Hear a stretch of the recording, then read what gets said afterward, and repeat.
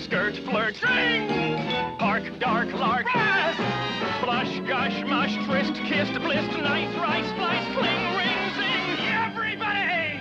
I just need the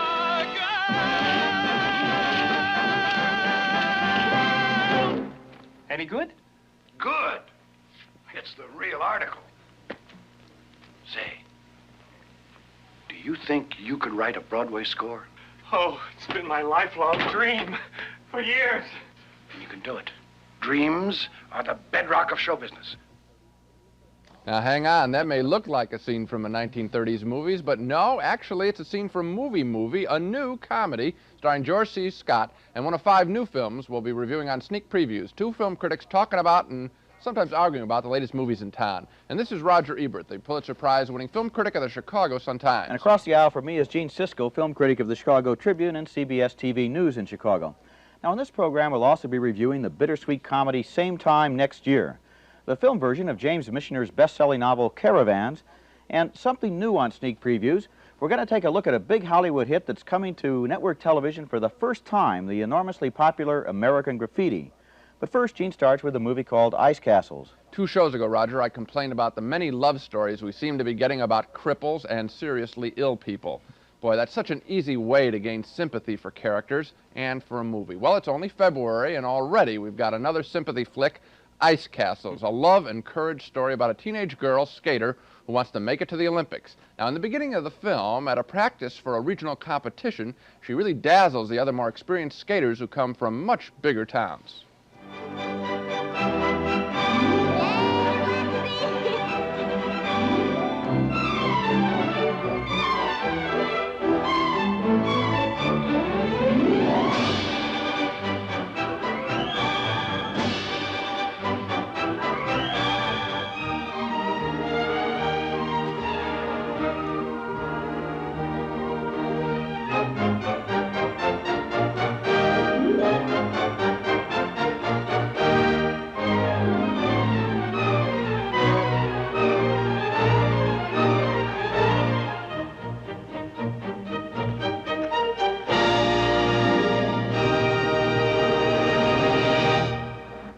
Good skating, some stirring music. Lynn Holly Johnson plays the girl. Everything is sweetness and light in this picture, but whammo. Very quickly, there is a problem. An accident on the ice, a concussion.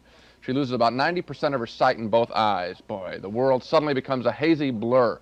But her boyfriend, Robbie Benson, insists at a dinner with her father and coach that she's got to try to skate again. Now, I don't know if she can do it. I just know she has got to try. For who? For you or for her? For both of us. If she doesn't try, it's gonna be second best. For us. Whatever it is, hell, man, she can skate. Now, I don't know who took that seriously in the first place, even her, but she can. She just won the sectionals. That's all the skaters in the middle of this damn country, and by God, that's saying something. It's pointless and cruel. Don't give me that. Not trying is pointless and cruel. Not trying is wondering your whole life if you gave up too soon. Of course, he wins his argument and gets her out on the ice. Did you hear what I said? I said you're going to do an accident. Nick, I can't. Don't give me that. You're going to set up. No. What are you doing? We're going to go around again, and when we're straighten out, you're going to do an Nick. accident. Shut up! You're gutless. Can't you do it without the TV cameras?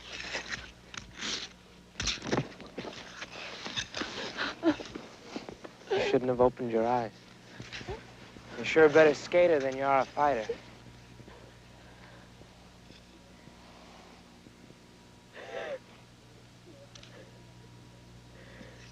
I hate you. I really hate you. I guess that makes us even. And boy, is that cornball just phony emotion. He's not angry at her at all, and we can see it. And I think we've all seen that scene before, the lovers arguing as one tries to bolster the other's strength. Well, it's not easy to say you don't like a film like Ice Castles because you run the risk of people thinking you're against someone conquering blindness, so you can come off like a real meanie. But this movie, just like The Other Side of the Mountain, Part 1 and 2, Love Story, Parts 1 and 2, and Uncle Joe Shannon, just Part 1 so far, I'm hoping, seemed to me to be an empty formula picture without much real heart. Well, it's a formula picture, but I think it does have a certain amount of sweetness, especially in the person of Lynn Holly Johnson, who plays the lead, the skater. Now, think of it this way. She's a new actress. This is her first full-length feature film. She's still in her teens. She has to come from a small town, make the Olympic trials, fall in love with two different guys, be blinded, make her comeback, go back to the Olympics, fall in love with her childhood boyfriend again, and be a great skater. Now, that's a pretty big order for a 16 or 17-year-old girl, and I think she does a pretty good job in the picture. She's fine, Roger, but I'll tell you, as I sit in that picture, I think the whole audience is thinking, I can't wait to see that accident. I think that the people who make films like this are oddly enough more interested in that accident than they are in the curing process. So in a way, this is just like one of those big 747 disaster pictures, only this one's on a small personal level. Yeah, it always makes me feel kind of creepy in a picture like this when people are saying, now she's going to fall, you know. Yes, so, exactly. yeah. That's the point. The next picture doesn't make me feel creepy at all. It's called Same Time Next Year. The story of a couple who make it a point to meet at the same country resort one weekend of every year for 26 years. Now, that sounds innocent and romantic enough, except they aren't married to each other. He's faithful to his wife, she's faithful to her husband, and except for that one weekend every year. The movie's basically just a film version of the hit stage play Same Time Next Year, but the play was a good light entertainment with moments of truth, and so's the movie. There's a sort of wonderful chemistry that gradually develops between the couple, played by Alan Alda and Ellen Burstyn. But the first time they spend the night together, Alda feels guilty in the morning and tries to silently sneak away.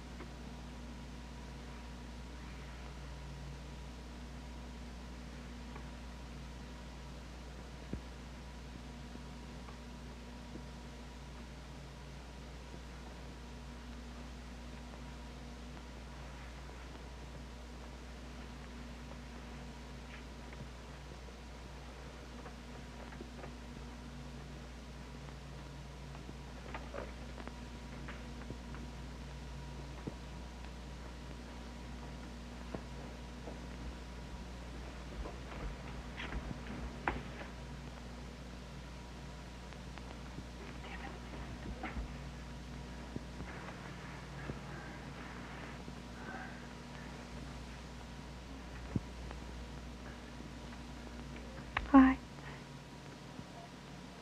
Hello. That's a real sharp-looking outfit. What time is it? My watch is on the bed table. 10 to 12? No, it's 8:25. The stem is broken. It's 3 hours and 25 minutes fast. Why don't you get it fixed? I was going to, but I got used to it. Doesn't it mix you up? I'm very quick with figures. Oh.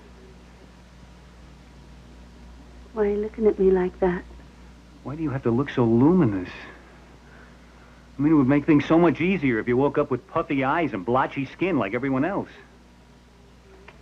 Guess God just figured that chubby thighs were enough. Look, this isn't going to just go away. We have to talk about this. And it doesn't go away, even though they survive some pretty tough times over the next 26 years. In fact, they survive some pretty rough times over the next 26 minutes. Doris, may I ask you something? Sure. Would you go to bed with me again? Oh, George, we can't. Why not? Because it would just feel worse afterwards. Oh, no, I'm over that now. I just remembered something. What? The Russians have the bomb. We could all be dead tomorrow. George, I think you're clutching at straws. Doris, don't you understand? No. We're two grown-up people. We have absolutely nothing to be ashamed or afraid of.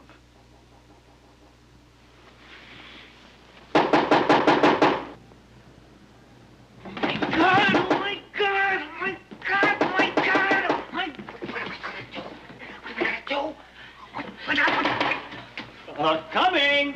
I have my bag. I have my bag. Be right there. Wait a minute. What are you doing? Wait a minute.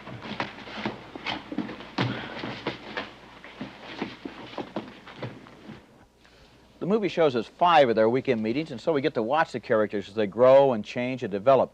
Ellen Burstyn, for example, starts out sort of simple and naive, like in that first scene that we saw, but she ripens into a liberated, self-reliant woman.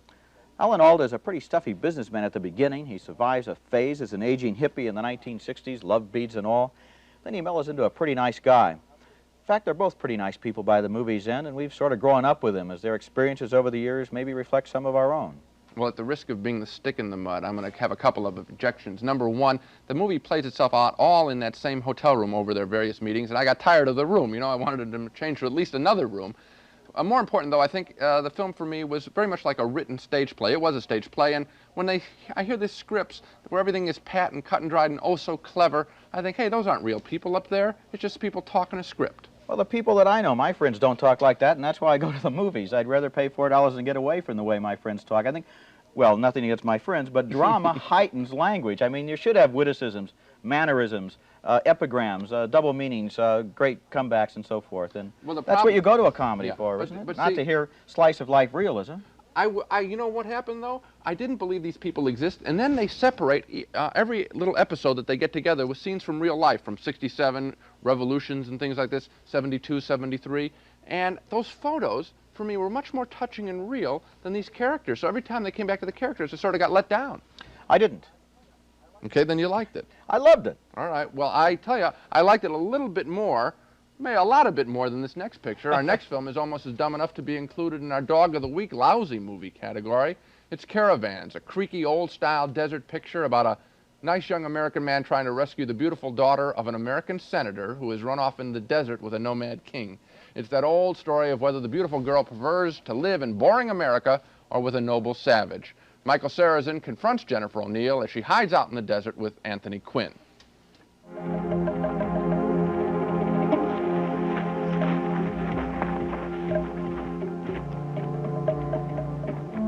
Helen Jasper. Yes? Maybe I should kill him now. I would feel better. No. Just leave him alone. Out here in the sun, he will die anyway. Wow, Jennifer O'Neill is really a very bad actress there. She's stiff as a board, and Anthony Quinn looks bored doing a Zorba of Arabia number, and Michael Sarrazin truly looks uncomfortable. Now, during this movie, I started thinking about how hot it must have been during the filming of the picture, how the camels must have smelled, and I think the reason why I didn't think much about the movie is that because all Caravan was a will she or won't she go back to America picture. And she, Jennifer O'Neill, just wasn't a character worth caring about. Okay, now, as long as we've been doing this program, you've always been going on and on about how you like pictures that take you to faraway places with strange-sounding names. Yes, yes. We have finally got you aboard a camel caravan crossing the Persian desert, and you're not happy. Well, I'm not happy because, true, it does take me away from my movie seat physically. In other words, I'm looking at a faraway world. But every time these actors come on with this phony dialogue, Sarrazin and O'Neill, with their nasal accents, they sound like they just got off the beach at Malibu, you know. I really didn't, I was reminded I was back in a movie. You know, it's funny that Hollywood spent millions and millions of dollars to make this picture in Iran last year, needless to say, and the picture used to be made better in the back lot in Hollywood studios. Yeah, we're just getting bad dialogue. There's no verb. These are not exciting people. Here's one that has some exciting people. You know, even the movies that are the biggest hits at the box office aren't seen by nearly as many people in movie theaters as when they eventually turn up on television. So, from time to time on Sneak Previews, we're going to be reviewing important movies that are about to be shown on network TV for the first time, sort of a sneak reviews. Anyway, on Sunday, February 18th, NBC will be broadcasting a landmark 1974 film called American Graffiti. You could almost say this picture started the revival in teenage nostalgia. The movie takes place during the early 1960s, and it's about a bunch of teenagers on the last night before their high school graduation, the last night they could still be kids. The movie star was a newcomer named Richard Dreyfuss, and here he is in that basic teenage trauma situation, the straight kid confronting the greasers. That is. Oh, yes, I'm the great pretender. Pretending that I'm doing well. My need is such, I pretend too much. I'm lonely. But no one can tell. What are you doing, creep? Who, me? No, I'm talking to the other 50 creeps here. You know Gil Gonzalez? Gil Gonzalez? No. No, I don't. Don't know Gil? Well, you oughta. He's a friend of ours, and that's his car you get your butt parked on.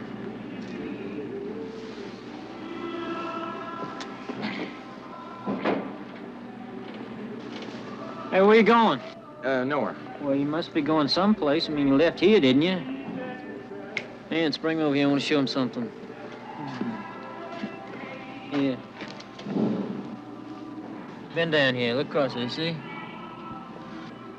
Right across there, you see? Yeah, I guess so. You scratched it, man. And what do you get off sitting on Gil's car, man? Sorry. It's really not much of a scratch. I don't think it's even... Ain't the size that's in question here. It's the principle. Principle. Right. Oh, jeez, this is gonna be tough.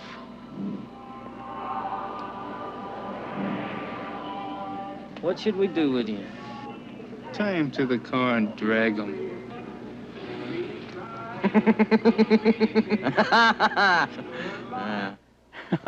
I was that kid. I'm telling you, this movie really strikes a chord, and Dreyfuss is great in that scene. He won an Academy Award as Best Actor just 4 or 5 years later.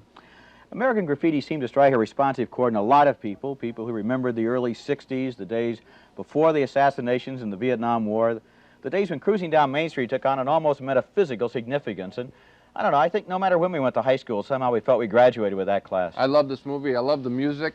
And I love most of all, I think, the characters that we get to meet here and what happens to them. We see the four-eyed kid. We see the girl who's too promiscuous. The hot rodder. We see the little girl who wants to be promiscuous. What happens is George Lucas, the director-writer, puts these kids together in odd combinations, the way they wouldn't normally meet in a real high school. They'd be separate. And what happens is they're all changed by that, and they grow up and they learn to like different kinds of people. And I think what's serious about this film is if kids got out of their little molds, I think they'd have a better time in high school. In a way, the movie is a rite of passage. It takes place during one night. They go into it as high school kids, everyone in a compartment. They started as freshmen. They were categorized. They were stuck that way until they were seniors. Now suddenly life has started. They have to start all over again. Yes, it's a beautiful film, and I'll be watching that film rather than the other stuff on TV that night, Marathon Man and Roots 2. Right. Yeah. Now, here's another film with a different kind of nostalgia. Last time in our 1978 Year in Review show, we mentioned the big trend in movies today is light-hearted, old-fashioned entertainment. Well, our next film, Movie, is truly a throwback to old-fashioned movies. It's a parody of a 1930s double feature, a boxing film, then a musical, and in between we get some coming attraction previews, all in just an hour and 3/4. The first short film is called Dynamite Hands, shot in black and white, with George C. Scott as a kind-hearted old boxing manager who spots a champion hiding inside an innocent young delivery boy. The kid wants to make just enough money from the fight game to pay for an eye operation for his sister. Listen to this parody of old-time movie dialogue. You gotta run, sweat, spar, punch. You gotta give it and take it and give it.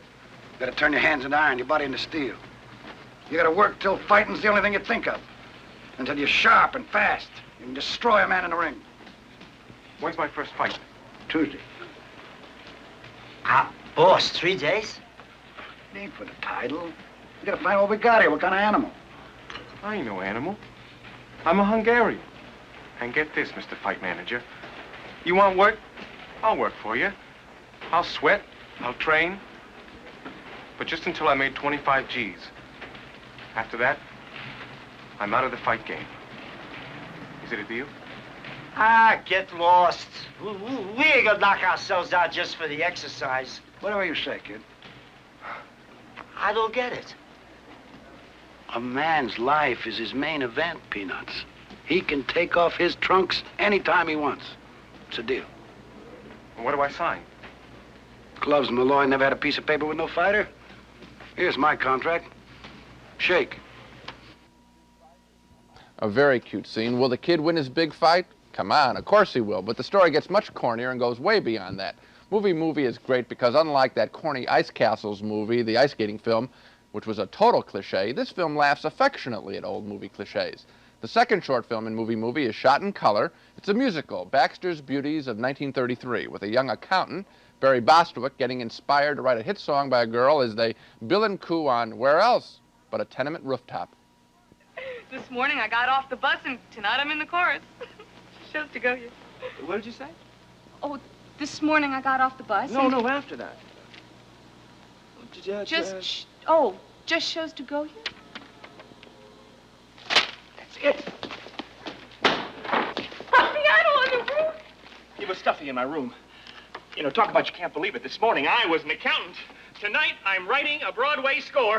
Oh, Dick. And I only needed one more song to finish, and now I've got it. Thanks to you. Me? Listen. One day you're sick, next day you're healthy, morning you're poor, but midnight you're wealthy. So don't let the bad news throw ya. Just shows to go ya. That's what I just said. Monday it rains, Tuesday it's sunny, 1 o'clock sad, but 2 o'clock funny.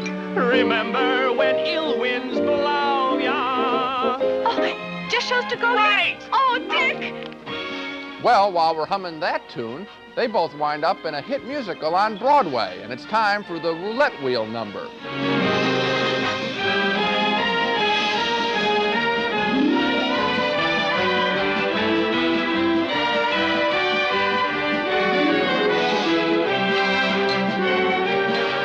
He broke the bank. I've Lady Luck to thank. Her lucky, lucky day is here.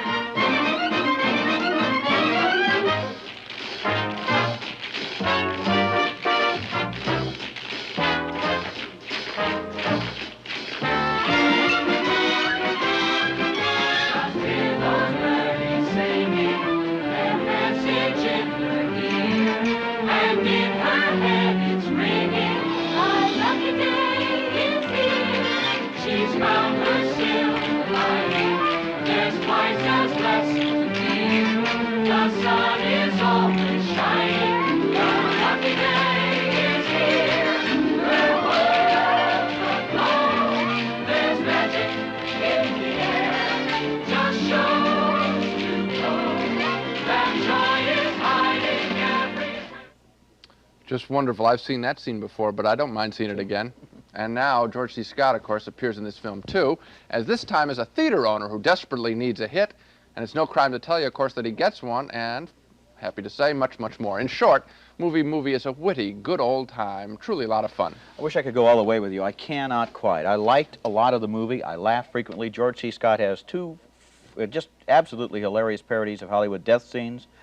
But I don't know, both boxing movies and musicals are kind of parodies of themselves, and this one had to push so far to get beyond them that I thought I could finally just find it straining. I disagree, because I think that the people who made these pictures are in love with these kind of pictures. I think they secretly know that Hollywood isn't doing any better than when it made those pictures. Maybe they should have made a real one then instead of a parody.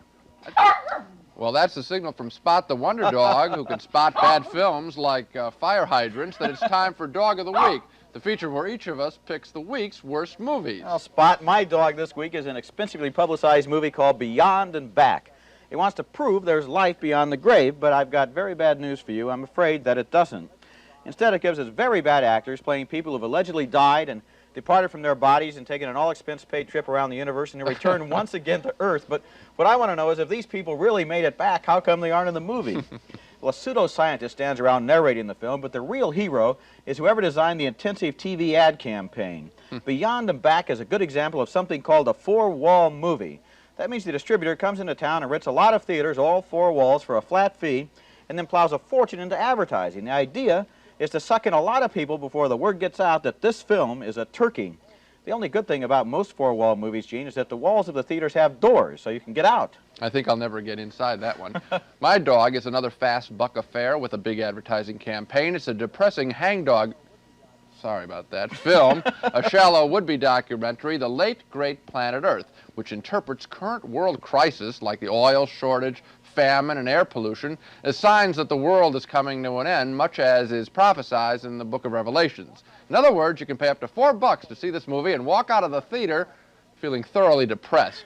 Orson Welles serves as narrator, but even he can't sell this bilge, which speculates that we're all headed toward the end of the world, with the signals being the founding of Israel and the European Common Market. What a lot of nonsense. Indeed, so much for the dogs.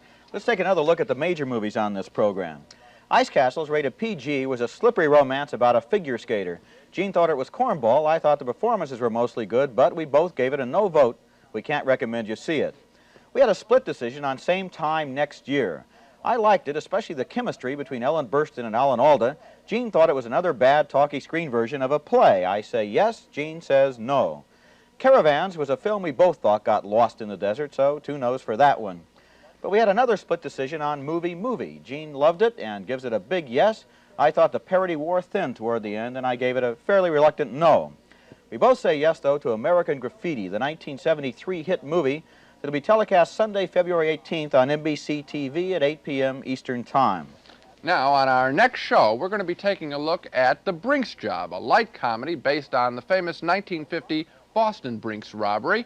Also, Robert Altman's new film, Quintet, starring Paul Newman, and Sean Connery as the mastermind of the great train robbery. Until then, we'll see you at the movies.